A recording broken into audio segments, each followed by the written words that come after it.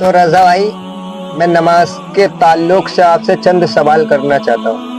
تو انشاءاللہ آپ سوال کریں، میں عرض کرنے کی کوشش کرتا ہوں۔ تو میرا پہلا سوال یہ ہے، اللہ عز و جل نے نماز کا قرآن شریف میں کتنی بار حکم فرمایا ہے؟ تو ماشاءاللہ آپ نے بہت پیارا سوال کیا ہے۔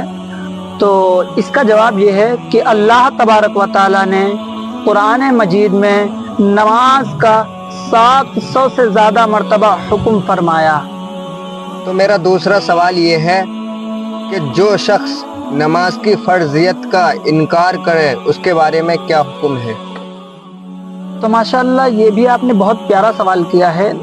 تو اس کا جواب یہ ہے کہ جو شخص نماز کی فرضیت کا انکار کرے وہ کافر ہے، یعنی اسلام سے خارج ہے۔ اور میرا تیسرا سوال یہ ہے، نماز پڑھنے کے چند فضائل بتا دو۔ جی ماشاءاللہ آپ نے سوال کیا، یہ سوال تو بہت چھوٹا ہے لیکن اس کا جواب بہت بڑا اور بہت زیادہ اس کے فضائل ہیں نماز پڑھنے کے۔ میں انشاءاللہ افضل نماز پڑھنے کے آپ کو چند فضائل بتانے کی کوشش کرتا ہوں، باغور سماعت فرمائیں آپ لوگ۔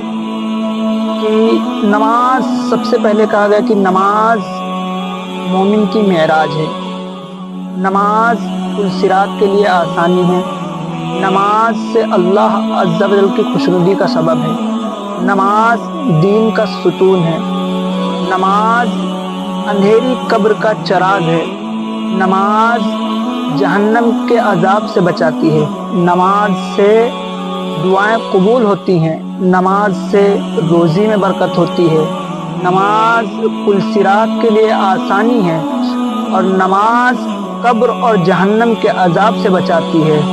اور نماز کے بارے میں ہمارے اور آپ کے پیارے آقا صلی اللہ علیہ وسلم نے ارشاد فرمایا کہ نماز میری آنکھوں کی ٹھنڈک ہے۔